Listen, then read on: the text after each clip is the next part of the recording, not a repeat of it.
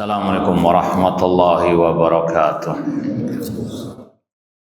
Innal hamdalillah nahmaduhu wa nasta'inuhu wa nastaghfiruh wa na'udzu billahi min syururi anfusina wa min sayyiati a'malina. Man yahdihillahu fala mudhillalah wa man yudlil fala hadiyalah.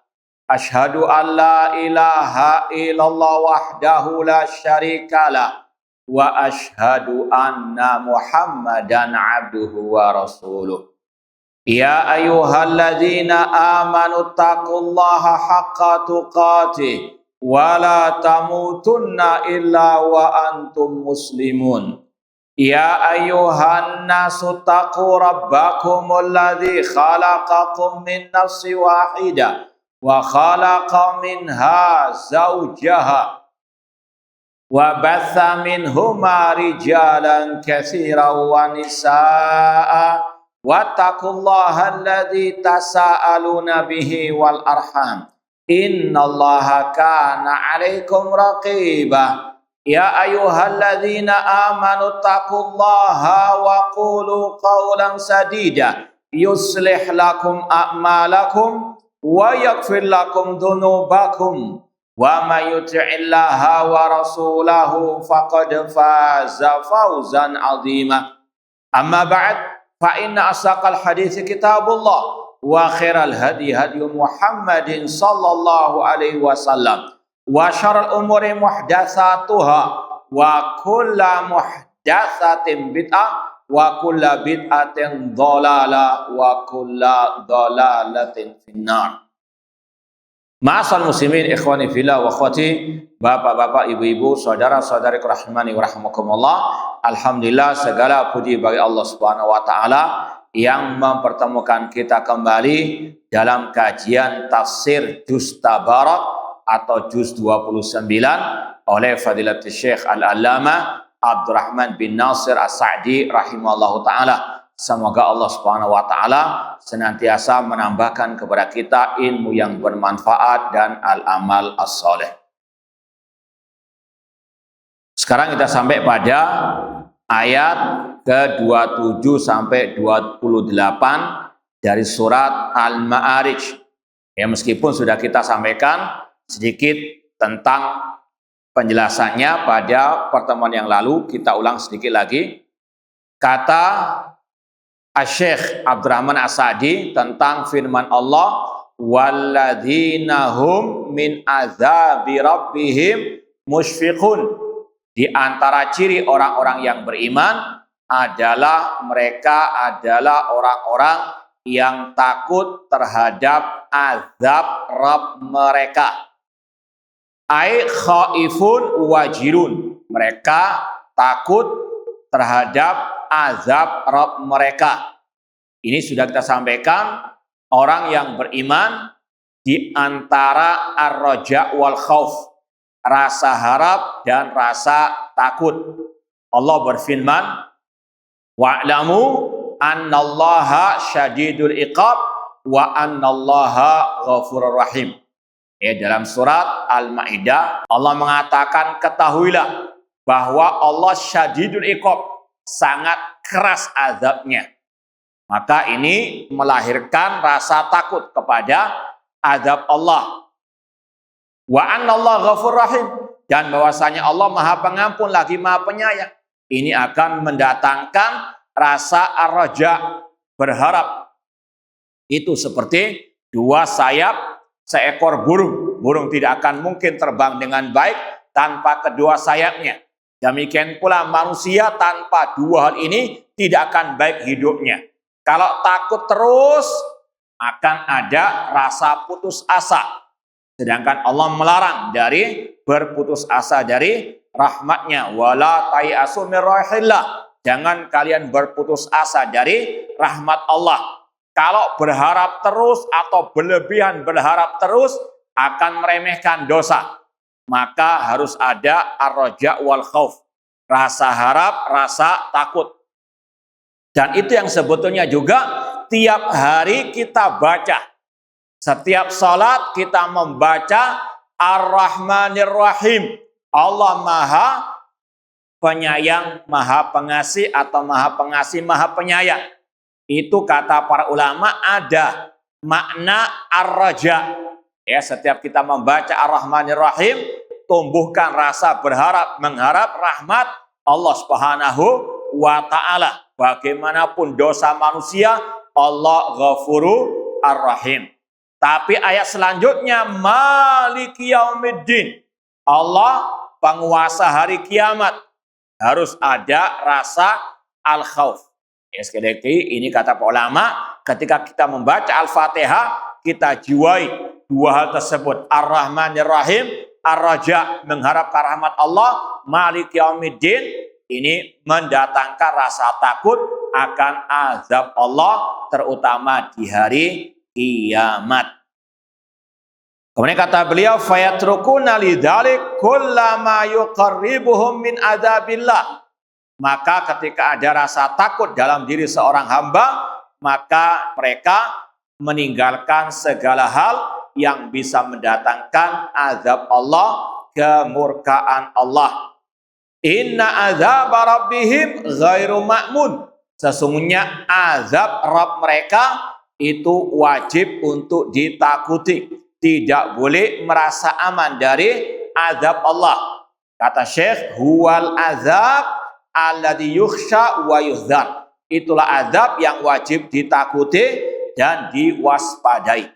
Ini seperti yang Allah firmankan dalam surat Al-Mulk. Aamintum man fis sama. Apakah kalian merasa aman dari zat yang di atas langit? Dan Allah juga berfirman, afa aminu makrallah fala ya'manu makrallah illal qaumul khasirun. Apakah mereka merasa aman dari azab Allah? Sesungguhnya tidaklah yang merasa aman dari azab Allah kecuali orang-orang yang merugi. Baik, kita lanjutkan ayat berikutnya 29 sampai seterusnya. Allah berfirman, walladzina hum li furujihim hafizun. Ciri orang-orang yang beriman adalah orang-orang yang menjaga kemaluan mereka. Walladzina hum li furujihim hafizun. Kata Syekh, fala yata'una biha wata'an muharraman. Tidaklah mereka menggunakan kemaluan mereka dalam hal yang diharamkan oleh Allah Subhanahu wa Ta'ala. Di antaranya min zina, dari perbuatan zina, hubungan lawan jenis tanpa ada ikatan yang syar'i, itu namanya zina. Ya, seperti orang yang menikah tapi tanpa wali, itu sama juga dengan zina, meskipun namanya nikah tapi nggak syar'i, karena Rasul mengatakan la nikah illa biwali, tidak sah pernikahan tanpa wali, yaitu wali perempuan. Ya, perempuan kalau menikah harus ada walinya, bapaknya, bapak kandung maksudnya. Demikian pula mungkin kakak kandungnya. Ya, adapun sebagian orang datangkan Pak Ustadz, Pak Mudin untuk menikahkan perempuan sebagai walinya, ini tidak sah. Maka hubungannya hubungan zina, meskipun ditutupi dengan kata-kata pernikahan. Atau perempuan muslimah menikah dengan Nasrani atau Yahudi atau non-muslim, maka pernikahannya tidak syar'i, maka itu hubungan zina. Na'udzubillahi min dzalik. Allah berfirman, wala taqrabu az-zina. Jangan kalian mendekati perzinahan. Az-zaniyatu waz-zani fajlidu kulla wahidin minhuma mi'atal jaldah. Laki-laki dan perempuan yang berzina, maka cambuklah mereka 100 kali. Ini bagi yang belum menikah. Adapun yang menikah, hukumnya dirajam sampai mati. Tentunya yang memberikan hukuman pemerintah kaum muslimin. Auliwatin, di antara menggunakan kemaluan tanpa hak di jalan yang tidak diridhai oleh Allah, yaitu dengan liwat, homoseksual.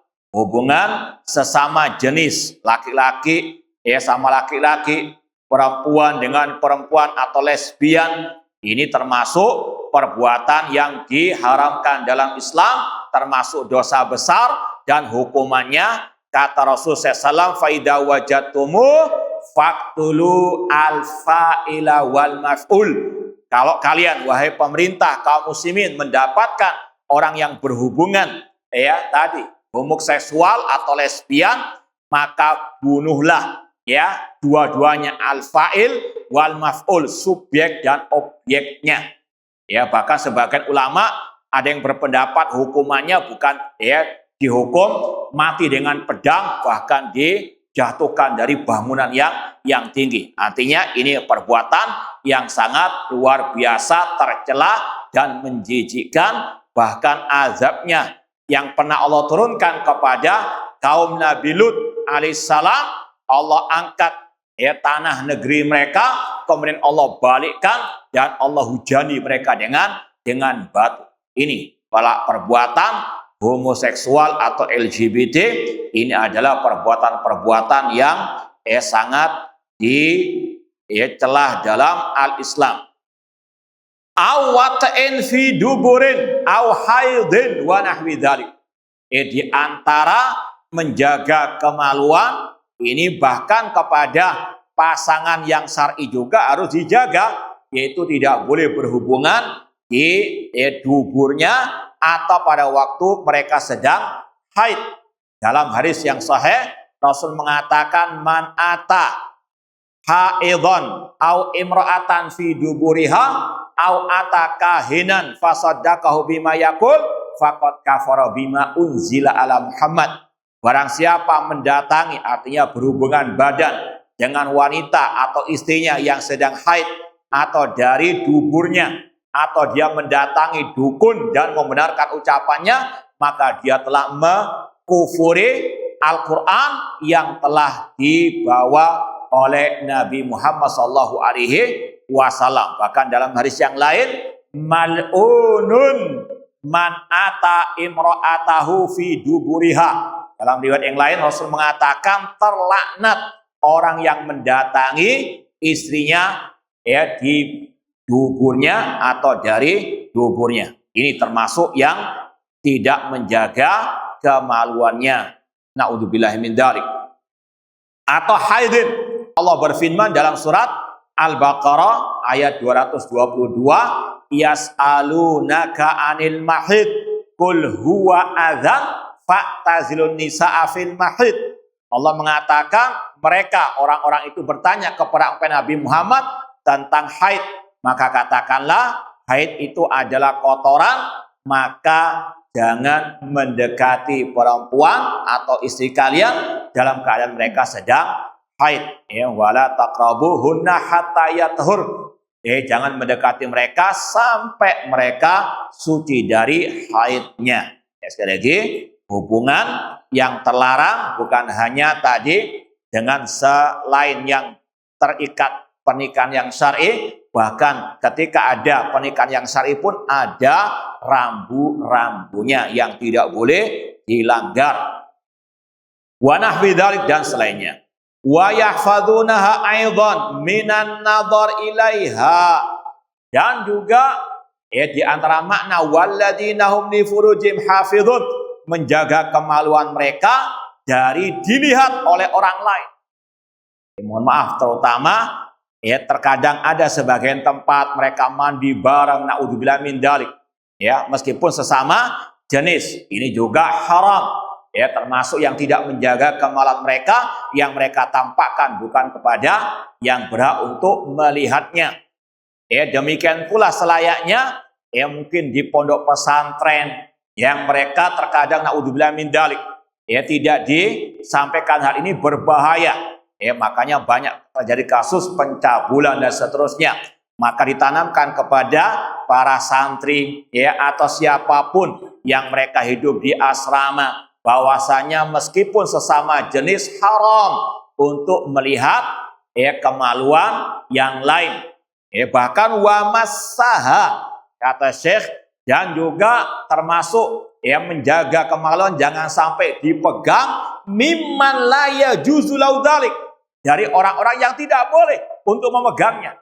Meskipun ustadz, meskipun guru dan sebagainya, ini sekali lagi harus betul-betul juga ditanamkan kepada anak-anak yang mau baligh, yang laki mau perempuan, ataupun yang sudah baligh, ditanamkan. Haram, meskipun yang memegang adalah guru spiritualnya. Naudzubillah min dzalik. Maka ini sekali lagi terutama di saat-saat sekarang yang lagi banyak kasus-kasus seperti itu, tanamkan kepada anak-anak, jangan sampai mereka menjadi korban-korban orang-orang yang naudzubillah min dzalik tersebut. Wa yatrukuna aidan wasailal muharramat adaiya li fi'lil al-fahisyah. Demikian pula di antara bentuk menjaga kemaluan yaitu menjaga diri dari tontonan-tontonan yang bisa menimbulkan syahwat dan akan mengakibatkan perbuatan keji. Illa ala azwajihim, kata Allah, kecuali atas istri-istri mereka. Di antaranya sekali lagi, ini di antara bentuk menjaga kemaluan kecuali terhadap istri-istri mereka, yaitu tadi yang terikat dengan pernikahan yang syar'i. Au ma malakat aimanuhum, atau terhadap budak-budak mereka. Ai suryatihim al-jariyah. As-suryah artinya al-jariyah, budak. Ini tentunya budak ketika kaum muslimin menang perang, mereka mendapatkan tawanan wanita-wanita Nasraniyah, Yahudiyah, maka boleh dijadikan budak. Namun sekarang hampir tidak ada budak-budak tersebut. Maka cara menyalurkan syahwat hanya kepada istri yang sekali lagi terikat dengan pernikahan yang syar'i. Fa innahum ghairu malumin. Adapun menyalurkan syahwat atau tadi kemaluan kepada istri-istri atau kepada budak-budak perempuan, maka mereka tidak tercelah. Itu mubah. Bahkan itu juga merupakan salah satu bentuk ibadah. Wa fi bud'i ahdikum shadaqah. Dalam hubungan kalian dengan istri kalian itu ada sedekah. Ai fi wata'ihim fil mahal alladhi huwa mahalul harth. Namun dengan syarat menyalurkan syahwat tersebut kepada istri atau kepada budak di tempat cocok tanam yang tepat. Tidak boleh tadi ketika haid, tidak boleh juga di duburnya, di tempat kemaluannya. Sekali lagi, meskipun kepada yang syar'i harus di tempat yang tidak terlarang. Kemudian kata Allah, "Faman ibtagha wara'a dzalik." Barang siapa yang mencari selain itu, selain budak atau selain istri, ai ghair zaja wa milkil yamin, fa ulaika humul adun. Maka mereka adalah orang-orang yang melampaui batas. Ai al-mutajawizun ma ahallallahu ila ma harramallah. Maksudnya melampaui batas, yaitu melampaui batas dari yang dihalalkan kepada yang diharamkan. Seperti tadi perzinahan, homoseksual, atau mendatangi istri pada duburnya atau ketika haid. Kemudian kata beliau, wadallat hadil ayah ala tahrimi nikahil mut'ah. Dan kata Syekh, ayat ini juga sebagai dalil akan haramnya nikah mut'ah yang banyak dilakukan oleh kelompok Syiah Rafidah. Laki-laki dan perempuan yang bukan mahram, mereka langsung berjanji untuk menikah dalam waktu tempo yang sesuai kesepakatan. Bisa sehari, bisa sejam, bisa 2 hari. Sesuai dengan kesepakatan mereka berdua. Ketemu di bis, janjian menikah dengan mahar kesepakatan tanpa wali. Dengan ketentuan yang tadi. Sehari, 2 hari terserah mereka. Ini namanya nikah mut'ah yang dikatakan oleh para sahabat. Naha Rasul SAW an nikahil mut'ah yauma Khaybar.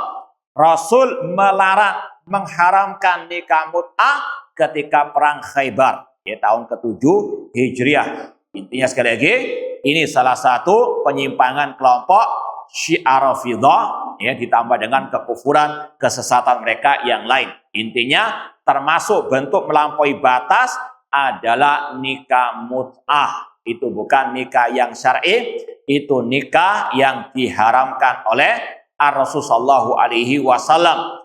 Likauniha ghairu zaujatin maksudah.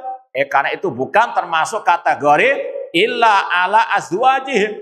Itu adalah sekali lagi bukan istri mereka. Wala milki yamin, dan bukan budak yang dimiliki. Demikian pula kata para ulama, ayat ini juga sebagai dalil haramnya onani, ya, atau masturbasi. Ya, kenapa demikian tadi? Ya, karena syahwat ataupun kemaluan hanya boleh disalurkan pada dua jalur tadi, ya, kepada istri atau kepada budak.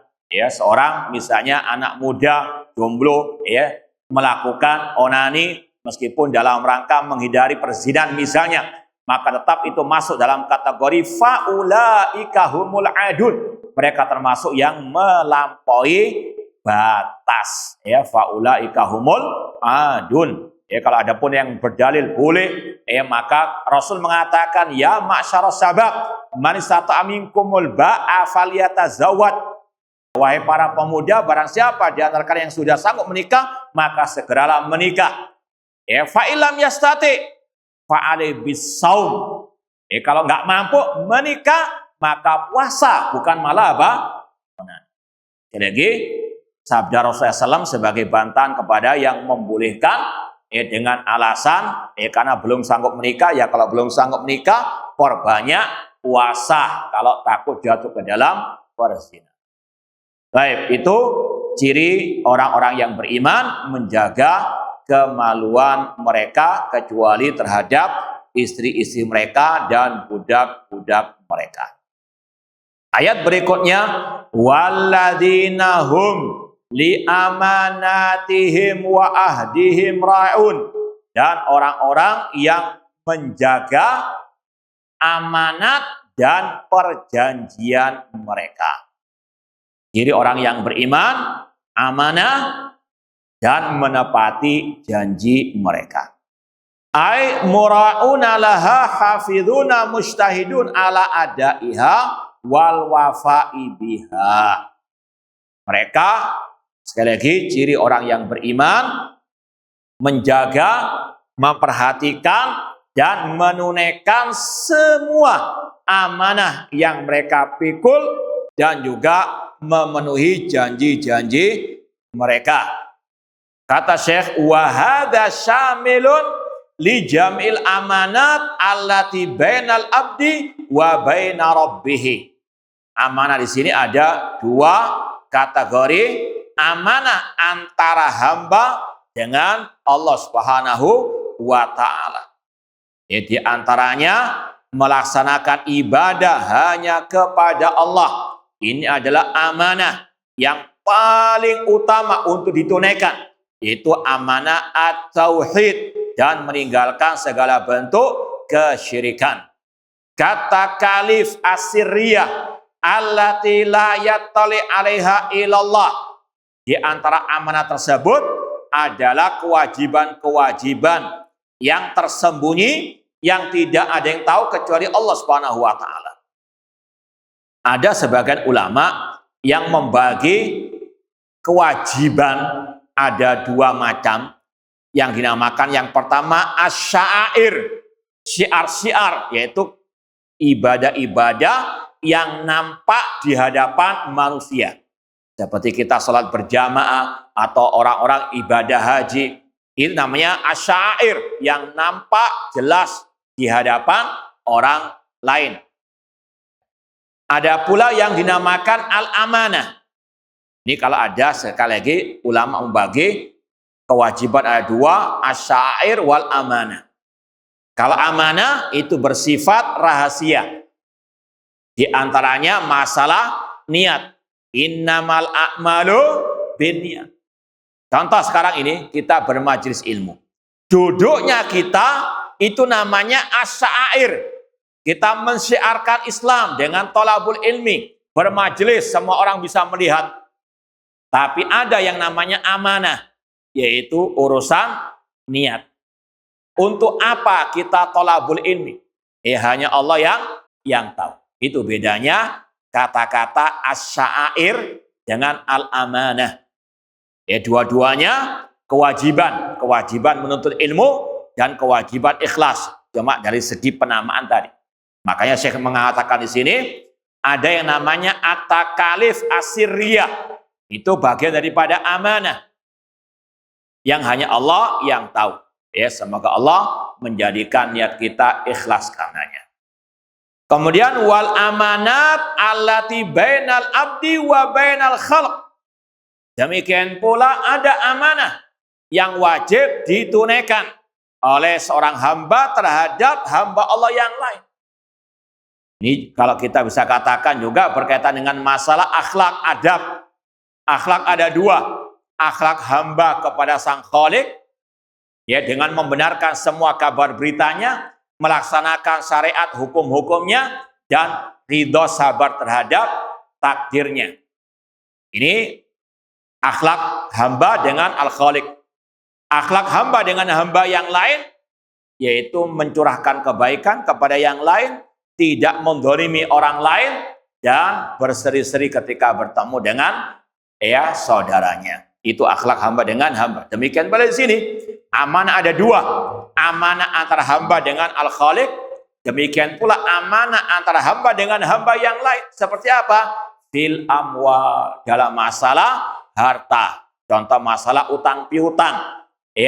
Kalau orang itu berhutang dan dia susah mampu untuk membayar, wajib dia untuk membayar. Jangan sampai ditunda-tunda. Kata Rasul, matrul ghani dzulmun. Orang kaya yang sudah mampu membayar hutang tapi nggak mau membayarnya atau menunda-nundanya, maka itu bentuk kezaliman. Ini sekali lagi amanah. Anda datang kepada seseorang yang Anda mintai bantuan untuk menghutangi, Anda datang dengan baik, dengan senyuman, maka demikian pula kebalikannya, Anda datang membayar dengan apa? Dengan yang baik pula. Jangan sebaliknya, ketika ditagih malah marah-marah ketika na'udzubillah min dzalik. Ini tidak amanah. Atau bahkan lebih parah dari itu, utang namun dalam hati niatnya nggak mau bayar, hati-hati. Dalam Islam pertengahan, masalah apa? Utang piutang. Ayat yang paling panjang dalam Al-Quran masa utang piutang. Nanti coba lihat dalam surat Al-Baqarah. Namun, sekali lagi dalam Islam ada rambu-rambunya. Kata Allah, wa in kana dzu usratin fanadratun ila maisar. Kalau mereka memang sulit membayar, beri tenggang waktu. Dalam artian sekali lagi, Islam membolehkan kita berhutang, membolehkan kita menghutangi, tapi tadi ada sekali lagi rambu-rambunya. Dan kata Rasul SAW, barang siapa yang berhutang dan dia memang betul-betul dalam hatinya ingin membayarkannya, Allah akan memberikan kemudahan untuk dia membayar. Namun kalau dalam hatinya sudah tidak ada niat yang baik, maka ini sekali lagi al-jaza min jinsi al-amal. Kita ingat kisah orang sebelum kita dalam hadis yang sahih, ketika dia hutang kepada seseorang, kemudian dia tinggal safar, kemudian dia mau kembali ke kampung halamannya untuk membayar. Tapi tidak ada kapal yang mengantarkannya pulang kembali. Dia niatnya betul-betul mau membayar, tapi nggak ada transportasi pada waktu itu. Maka dia dengan tawakal kepada Allah, dengan ketulusan hati membayar, dia masukkan uang dalam mungkin sebotol apalah waktu dulu itu. Tempat kayu dilobangi, dimasukkan, kemudian dia lempar ke lautan. Dia tawakal kepada Allah sampai harta tersebut kepada yang menghutangi. Allah ala kulli syai'in qadir. Namun intinya adalah apa? Bagaimana amanah. Dia hutang dengan baik, dia kembalikan juga dengan sebaik-baiknya. Meskipun dengan apa? Keterbatasan tadi. Kemampuannya tersebut. Namun intinya al-amanah. Al-amanah terutama masalah harta. Kita ingat seandainya pun dia nggak mau bayar, ingat di akhirat akan ada pengadilan. Ingat hadis al-muflis.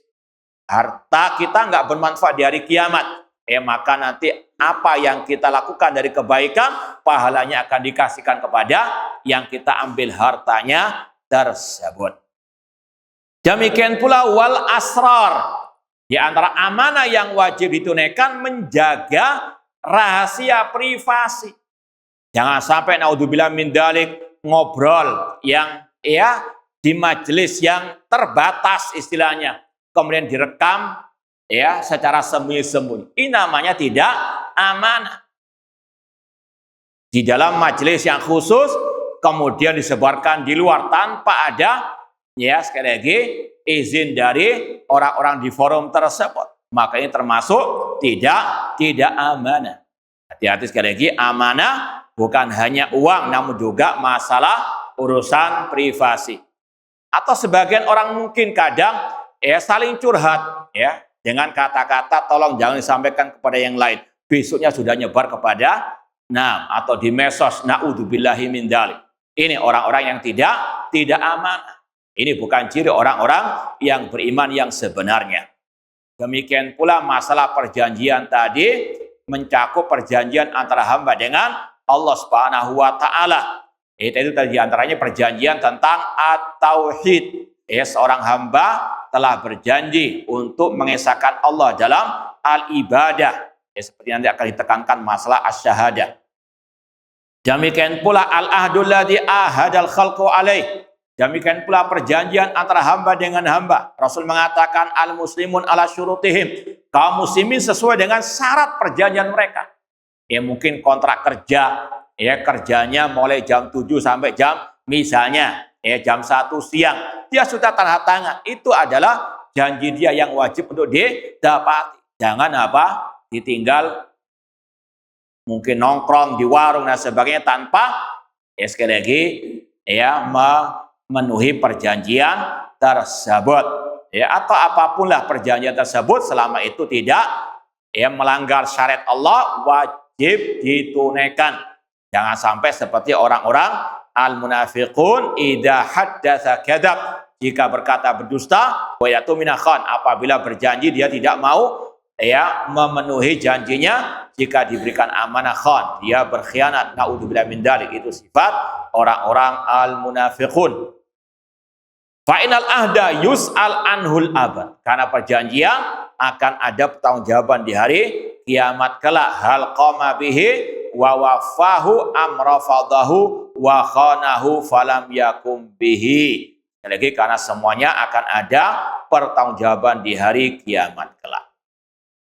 Ayat selanjutnya, di antara ciri orang yang beriman, walladzina hum bisyahadatihim qaimun, dan orang-orang yang menunaikan syahadat persaksian mereka. Ai la yashhadun illa bima ya'lamunahu min ghairi ziyadatin wala naqsin wala kitmanin. Yaitu mereka tidak bersaksi kecuali apa yang mereka ketahui. Illa man syahida bil haqqi wa hum ya'lamun, kecuali yang bersaksi dan mereka dalam keadaan mengetahui. Hati-hati dengan syahadatuz zur, persaksian palsu. Ciri orang beriman tidak bersaksi palsu, tidak menambah-nambah, tidak mengurangi-ngurangi fakta yang ada, dan tidak pula menyembunyikan. Wala yuhabi fiha qariban wala sadiqan wa nahwahu.